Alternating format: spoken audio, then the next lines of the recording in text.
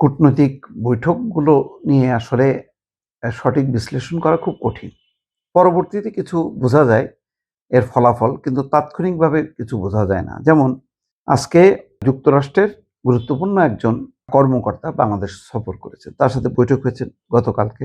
যুক্তরাষ্ট্রের দক্ষিণ এবং মধ্য এশিয়া বিষয়ক বিশেষ দূত সার্জিও গোর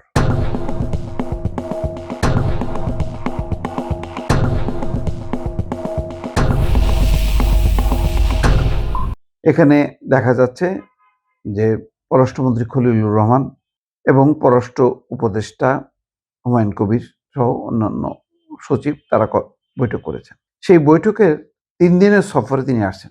তিনি রোহিঙ্গা ক্যাম্পও ভিজিট করবেন। রাষ্ট্রীয় অতিথি ভবন পদ্মায় পররাষ্ট্রমন্ত্রীর সাথে বৈঠক করেন। খলিলুর রহমানের সঙ্গে প্রায় ২০ মিনিট একান্তে কথা বলেন। সন্ধ্যা ৬টায় পররাষ্ট্রমন্ত্রী এবং যুক্তরাষ্ট্রের বিশেষ দূত তাদের প্রতিনিধিদের সঙ্গে বৈঠকে বসেন। মার্কিন ধনকুবের সার্জিও গোর ভারতে যুক্তরাষ্ট্রের রাষ্ট্রদূত হিসেবে দায়িত্ব পালন করছেন। তিনি রাষ্ট্রদূত হিসেবে দায়িত্ব পালন করছেন ভারতে। সেই সঙ্গে তাকে দক্ষিণ এবং মধ্য এশিয়া বিষয়ক বিশেষ দূতের দায়িত্ব দেন ট্রাম্প। গত জানুয়ারিতে নয়াদিল্লিতে যুক্তরাষ্ট্রের রাষ্ট্রদূতের দায়িত্ব নেওয়ার পর এই প্রথম বাংলাদেশ সফরে এসেছেন তিনি। তার মানে এমন একজন ব্যক্তি আসছেন যিনি ভারতের যুক্তরাষ্ট্র নিযুক্ত ভারতের রাষ্ট্রদূত। তাহলে তিনি ভারতের সাথে আমেরিকার সম্পর্ক দেখবেন এবং একই সঙ্গে তিনি বাংলাদেশের সাথে আমেরিকার যে কূটনৈতিক সম্পর্ক সেটা দেখভাল করছেন এই সফরের মধ্য দিয়ে, এবং দায়িত্বপ্রাপ্ত তিনি। এখানে অন্য কি আছে জানি না। কয়েকটা ঘটনায় ভারত যেমন উদ্বিগ্ন, যুক্তরাষ্ট্র উদ্বিগ্ন। সেটা হচ্ছে প্রধানমন্ত্রীর চীন সফর, ৫ দিনের চীন সফরে ঢাকা এবং বেইজিং যে করিডোর, বাণিজ্যিক করিডোর, এটা নিয়ে একটা প্রতিক্রিয়া আছে, কারণ এই করিডোর ব্যাপারে ভারত রাজি না। বাংলাদেশ চীনের সঙ্গে করছে, এটা আমেরিকার একটা হয়তো বিশেষ কোনো চিন্তা থাকতে পারে। তারপরে বাংলাদেশে যেই তিস্তা ব্যারেজ নির্মাণে চীনের যথেষ্ট আগ্রহ আছে এবং তারা সেটা প্রতিশ্রুতিবদ্ধ যে তারা এই প্রকল্প কাজ করবে। এই প্রকল্প এমন একটা চিকেন নেক সাইটে ভারতের, সুতরাং সেখানে বিপুল পরিমাণ চীনা নাগরিক সেখানে কাজ করবেন। এটা নিয়েও ভারতের মধ্যে উদ্বেগ উৎকণ্ঠা আছে।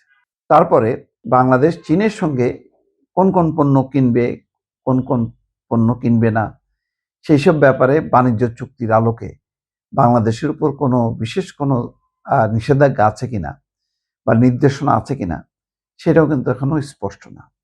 আবার এমনও বলা হয় যে বাংলাদেশের রাষ্ট্রপতি নির্বাচনের ব্যাপারেও আমেরিকার একটি আগ্রহ আছে। তাদের আগ্রহ দুইজন, একটা হচ্ছে ডক্টর মোহাম্মদ ইউনূস অথবা জাতিসংঘে নিযুক্ত আইরিন খান। এগুলি হলো আলোচনা, মার্কেটের সব আলোচনা সত্য হয় না, আবার কিন্তু অনেক সময় দেখা যায় যে সেটাই সত্যে পরিণত হয়। তো সব মিলায় রোহিঙ্গা প্রত্যাবর্ষণ, যেটা বলছে ৩ লাখ চলে যাবে মিয়ানমারে, আনোয়ার ইব্রাহিম মালয়েশিয়া থেকে ঘোষণা করছেন। তো সেটার আসলে বাস্তবতা আছে কিনা, আমেরিকা নিজস্ব কোনো বার্মা অ্যাক্টের মধ্য দিয়ে এই আরাকান, এই রাখাইন রাজ্য নিয়ে কোনো পরিকল্পনা আছে কিনা, পরিষ্কার না। অনেকগুলো সুদূর প্রসারী তাদের পরিকল্পনা থাকে। তারপরে বাংলাদেশের যে জ্বালানি খাতের, সেই খাতের সাথে আমেরিকার কোম্পানিগুলোর সংযুক্তি, সব মিলায় একটা, মানে মোট কথা আমেরিকার এই সফরে যেটার উদ্দেশ্যটা হলো বাংলাদেশ এখন কোন পথে চালিত হবে। চীনের প্রভাব, ভারতের প্রভাব যেহেতু কমে গেছে, এখানে চীনের যথেষ্ট প্রভাব পড়বে কিনা সেটা নিয়ে তাদের উদ্বেগ উৎকণ্ঠা আছে। তার আলোকে এখন বাংলাদেশের সাথে কিভাবে সম্পর্কিত হবে, কোনো বিশেষ কোনো গাইডলাইন আছে কিনা, সেগুলো নিশ্চয়ই জানা যাবে দর্শক।